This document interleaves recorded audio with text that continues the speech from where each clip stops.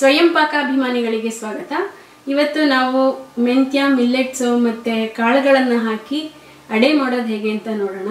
ಸುಲಭವಾಗಿ ಮಾಡಬಹುದು ಮತ್ತೆ ತುಂಬಾನೇ ಚೆನ್ನಾಗಿರುತ್ತೆ. ಇದಕ್ಕೆ ಬೇಕಾಗಿರುವಂತ ಸಾಮಗ್ರಿಗಳು, ಇಲ್ಲಿ ನಾನು ಫಾಕ್ಸ್ ಟೈಲ್ ಮಿಲ್ಲೆಟ್ ಅಥವಾ ನವಣೆನ ಉಪಯೋಗಿಸ್ತಾ ಇದ್ದೀನಿ. ಇದನ್ನ ನೀವು ಯಾವ ಮಿಲ್ಲೆಟ್ ಬೇಕಾದರೂ ಉಪಯೋಗಿಸ್ಕೋಬಹುದು. ಅರ್ಧ ಕಪ್ನಷ್ಟು ನವಣೆ. ಕಾಳುಗಳಲ್ಲಿ ನೀವು ಯಾವುದೇ ವೆರೈಟಿ ಕಾಳುಗಳನ್ನು ಬೇಕಾದ್ರೂ ಬಳಸ್ಕೋಬಹುದು. ಮತ್ತೆ ಕಾಳುಗಳಿಲ್ಲ ಅಂತಂದ್ರೆ ನೀವು ಬೇಳೆಗಳನ್ನು ಕೂಡ ಬಳಸ್ಕೊಳ್ಬಹುದು. ಕಾಬೂಲಿ ಕಡಲೆ ಅಥವಾ ಈ ಗರ್ಬಾಂಜೋ ಬೀನ್ಸ್ 1 ಟೇಬಲ್ ಸ್ಪೂನು, ಈ ಥರ ಕಡಲೆಕಾಳು 1 ಟೇಬಲ್ ಸ್ಪೂನು, ಹಲಸಂದೆ ಕಾಳು 2 ಟೇಬಲ್ ಸ್ಪೂನ್ ಹಾಕಿದ್ದೀನಿ. ಮತ್ತು ಇದು ರೆಡ್ ಕಿಡ್ನಿ ಬೀನ್ಸ್ ಅಂತ ಸಿಗುತ್ತೆ, ಅದು 2 ಟೇಬಲ್ ಸ್ಪೂನ್ನಷ್ಟು. ಇದು ಉದ್ದಿನ ಕಾಳು, ಹೊಟ್ಟಿದ್ದಾಗ ಇದು ಕಪ್ಪು ಕಲರ್ ಇರುತ್ತೆ ಈ ಥರ, ಇದು ಕೂಡ 2 ಟೇಬಲ್ ಸ್ಪೂನ್ನಷ್ಟು. ಹೆಸರು ಕಾಳು, ಇದು 2 ಟೇಬಲ್ ಸ್ಪೂನ್ನಷ್ಟು. ಇದು 2 ರಿಂದ 3 ಟೇಬಲ್ ಸ್ಪೂನ್ನಷ್ಟು ಹಾಕೋಬಹುದು ಹೆಸರು ಕಾಳನ್ನು. ಮಡಕಿ ಕಾಳಿದ್ರೆ ಮಡಕಿ ಕಾಳು ಹಾಕೋಬಹುದು, ಹುರುಳಿ ಕಾಳು, ಈ ಥರ ನೀವು ಯಾವ ಕಾಳುಗಳಿರುತ್ತೋ ಅದನ್ನೆಲ್ಲ ಹಾಕ್ಕೊಳ್ಬೋದು. 1 ಅಥವಾ 2 ಟೇಬಲ್ ಸ್ಪೂನು. ಇಲ್ಲ ನೀವು ತುಂಬ ಮಾಡ್ಕೋತೀನಿ ಅಂದರೆ ಜಾಸ್ತಿನೂ ಹಾಕ್ಕೋಬೋದು. ನಿಮ್ಮ ಹತ್ರ ಬಗೆ ಬಗೆಯಾದ ಕಾಳುಗಳಿಲ್ಲ ಅಂದರೆ ಯಾವ ಕಾಳು ಇದೆಯೋ ಅದನ್ನೇ ಸ್ವಲ್ಪ ಜಾಸ್ತಿ ನೆನೆಸ್ಕೊಳ್ಳಿ. 1 ಟೇಬಲ್ ಸ್ಪೂನ್ನಷ್ಟು ಮೆಂತ್ಯ, 1/4 ರಿಂದ 1.5 ಟೀ ಸ್ಪೂನ್ನಷ್ಟು ಉಪ್ಪು, 3 ರಿಂದ 4 ಹಸಿರು ಮೆಣಸಿನ್ಕಾಯಿ ಅಥವಾ ನೀವು ಕೆಂಪು ಮೆಣಸಿನ್ಕಾಯಿ ಕೂಡ ಬಳಸ್ಕೋಬೋದು. ಮತ್ತು 1 ಇಂಚಿನಷ್ಟು ಶುಂಠಿ ಸಿಪ್ಪೆ ತೆಗೆದಿಟ್ಕೊಂಡಿರಿ. 1/4 ಕಪ್ನಷ್ಟು ತೆಂಗಿನಕಾಯಿ ತುರಿ, ಆಪ್ಷನಲ್. 2 ಕಪ್ನಷ್ಟು ನೀರು ಇಟ್ಕೊಂಡಿರೋಣ, ಅದು ಹದ ನೋಡಿಕೊಂಡು ಎಷ್ಟು ಬೇಕೋ ಅಷ್ಟು ಹಾಕ್ಕೊಳ್ಬೋದು.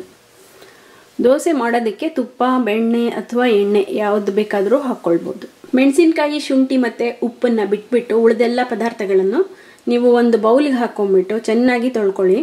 ಚೆನ್ನಾಗಿ ತೊಳೆದ ಮೇಲೆ ಇದನ್ನು ಸುಮಾರಾಗಿ 3 ಕಪ್ ನೀರು ಹಾಕ್ಬಿಟ್ಟು ಸುಮಾರಾಗಿ 7-8 ಗಂಟೆ ನೆನಿಬೇಕು. ಏಕೆಂದರೆ ಕಾಳುಗಳೆಲ್ಲ ಚೆನ್ನಾಗಿ ನೆನಿಬೇಕಲ್ಲ, ಅದರಿಂದ ಒಂದು ರಾತ್ರಿ ನೆನೆಸಿಡೋದೇ ಬೆಸ್ಟು. ಸೊ ನಾನಿಲ್ಲಿ ರಾತ್ರಿ ನೆನೆಸಿಟ್ಕೊಂಡಿದ್ದೀನಿ. ಎಲ್ಲ ಕಾಳುಗಳು ಚೆನ್ನಾಗಿ ನೆಂದಿದೆ. ಚೆನ್ನಾಗಿ ಇದನ್ನು ಮತ್ತೆ ತೊಳೆದ್ಬಿಟ್ಟು ಮಿಕ್ಸರಲ್ಲಿ ರುಬ್ಕೊಳ್ಳೋಣ. ಸೊ ಇದನ್ನು ತೊಳಿತಾ ಇದ್ದೀನಿ. ಈ ನೀರನ್ನು ಚೆಲ್ಬಿಡಿ. ಈ ನೆನೆಸಿಟ್ಟಿರೋ ನೀರನ್ನು ತೆಗೆದುಬಿಟ್ಟು ಈಗ ಚೆನ್ನಾಗಿ 1-2-3 ಸಲ ತೊಳೆದಿಟ್ಕೊಂಡಿದ್ದೀನಿ. ಈಗ ಇದನ್ನು ಮಿಕ್ಸರ್ಗೆ ಹಾಕಿ ತಿರುವೋದಕ್ಕೆ ಮೆಣಸಿನ್ಕಾಯಿ, ಶುಂಠಿ, ಅದ್ರ ಜೊತೆಗೆ ತೆಂಗಿನಕಾಯಿನೂ ಹಾಕಿ ಮಧ್ಯ ನಮ್ಗೆ ಎಷ್ಟು ಬೇಕೋ ಅಷ್ಟು ನೀರನ್ನ ಹಾಕ್ಕೊಂಡು ರುಬ್ಕೋಬೇಕು. ಇದನ್ನು ದೋಸೆ ಹಿಟ್ಟನ್ನು ಅದಕ್ಕೆ ರುಬ್ಕೊಂಡ್ರೆ ಸಾಕು.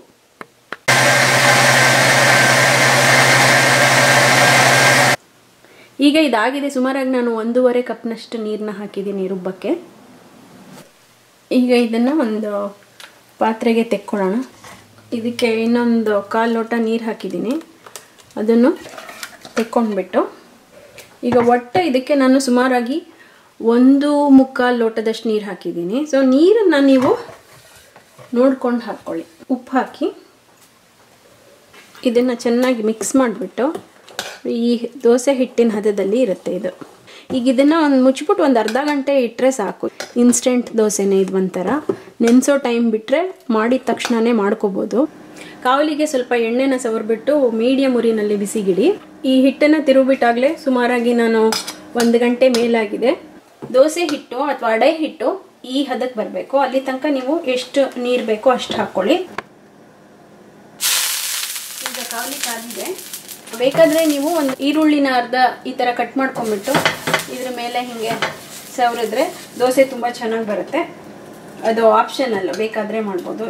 ಒಂದು ಸೌಟು ಈ ಹಿಟ್ಟನ್ನು ತಗೊಂಡ್ಬಿಟ್ಟು ಮಧ್ಯಕ್ಕೆ ಹಾಕಿ ಇದನ್ನು ಸುತ್ತಕ್ಕೆ ಈ ಥರ ನೀವು ತೆಳ್ಳಗೆ ಬೇಕಾದರೆ ತೆಳ್ಳಗೆ ಮಾಡ್ಕೋಬೋದು, ಇಲ್ಲ ದಪ್ಪಗೆ ಬೇಕಾದ್ರೆ ದಪ್ಪ ಮಾಡ್ಕೋಬೋದು. ಇದಕ್ಕೆ ಎಣ್ಣೆ, ಬೆಣ್ಣೆ, ತುಪ್ಪ ಯಾವುದು ನಿಮಗೆ ಇಷ್ಟನೋ ಅದನ್ನು ಹಾಕ್ಕೊಳ್ಬೋದು. ನಾನಿಲ್ಲಿ ಸ್ವಲ್ಪ ಎಣ್ಣೆ ಹಾಕ್ತಾಯಿದ್ದೀನಿ. ಎಣ್ಣೆನ ಸ್ವಲ್ಪ ಚೆನ್ನಾಗಿ ಹಾಕಿದ್ರೆ ಅದು ಚೆನ್ನಾಗಿರುತ್ತೆ. ಸೊ ಎಣ್ಣೆ ಹಾಕೋದು, ಎಣ್ಣೆ ಕ್ವಾಂಟಿಟಿ ನಿಮ್ಮ ಇಷ್ಟದ ಮೇಲೇ. ಮತ್ತು ಎಣ್ಣೆ ಹಾಕಿಬಿಟ್ಟು ಒಂದು ಮುಚ್ಚಳನ ಮುಚ್ಚಿ ಸುಮಾರು ಒಂದು ಅರ್ಧದಿಂದ 3/4 ನಿಮಿಷ ಬೇಯಲಿ. ಇದನ್ನು ಸುಮಾರಾಗಿ ಮೀಡಿಯಮ್ ಹೈಯೋ ಅಲ್ಲ, ಮೀಡಿಯಮ್ ಲೋ ಅಲ್ಲ, ಅದ್ರ ಮಧ್ಯ ಇಟ್ಟಿದ್ದೀನಿ ಬೇಯೋಕ್ಕೆ. ಇವಾಗ ಸುಮಾರು 1 ನಿಮಿಷ ಆಯ್ತು. ಈಗ ಚೆನ್ನಾಗಿ ಇದು ಕ್ರಿಸ್ಪಿಯಾಗಿ ಬಂದಿದೆ. ನಿಮಗೆ ಇಲ್ಲಿ ಬ್ರೌನ್ ಕಲರ್ ಕಾಣಿಸ್ತಾ ಇದೆ. ಇದನ್ನು ತೆಗೆದಾಗ ನೋಡಿ ಕೆಳಗಡೆ ಗೋಲ್ಡನ್ ಬ್ರೌನ್ ಕಲರಿಗೆ ಬಂದಿದೆ. ಇದನ್ನು ತೆಗೆದುಬಿಟ್ಟು ಒಂದು ತಟ್ಟೆಗೆ ತೆಕ್ಕೊಂಡು, ಮತ್ತೆ ನೀವು ಈರುಳ್ಳಿ ಮಾಡೋದಾದರೆ, ಈರುಳ್ಳಿ ಉಪಯೋಗಿಸೋದಾದರೆ ಮತ್ತೆ ಇದೇ ಥರ ಈರುಳ್ಳಿನ ಸವರ್ಬಿಟ್ಟು ಉಳಿದ ಹಿಟ್ಟಲ್ಲೂ ಇದೇ ಥರ ಮಾಡ್ಕೊಳ್ಳಿ. ಇದು ಸುಮಾರಾಗಿ 2ರಿಂದ 3 ಜನಕ್ಕಾಗತ್ತೆ. ಈ ಕ್ವಾಂಟಿಟಿ ಹೇಳಿರೋದು ಇಬ್ಬರಿಗೆ ಅಥವಾ 3 ಜನಕ್ಕೆ ಧಾರಾಳವಾಗಿ ತಿನ್ಬೋದು. ಮೆಂತ್ಯ ಮಿಲ್ಲೆಟ್ಸ್ ಮತ್ತು ಕಾಳುಗಳಿಂದ ಮಾಡಿದಂಥ ಈ ಅಡೆ ದೋಸೆ ಸಿಕ್ಕಾಪಟ್ಟೆ ಚೆನ್ನಾಗಿರುತ್ತೆ. ನೀವು ಖಂಡಿತ ಇದನ್ನು ಟ್ರೈ ಮಾಡಿ. ಇದ್ರ ಜೊತೆ ತಿನ್ನೋಕ್ಕೆ ಒಣಮೆಣಸಿನ್ಕಾಯಿ ಹಾಕಿ ಬೇಳೆ ಚಟ್ನಿ ಮಾಡಬೇಕು. ಹೇಗೆ ಮಾಡೋದು ಅಂತ ನಮ್ಮ ಮುಂದಿನ ವಿಡಿಯೋನಲ್ಲಿದೆ. ಇದನ್ನು ಟ್ರೈ ಮಾಡಿ ನಿಮ್ಮ ಅಭಿಪ್ರಾಯನ ಖಂಡಿತ ತಿಳಿಸಿ. ನಮಸ್ಕಾರ.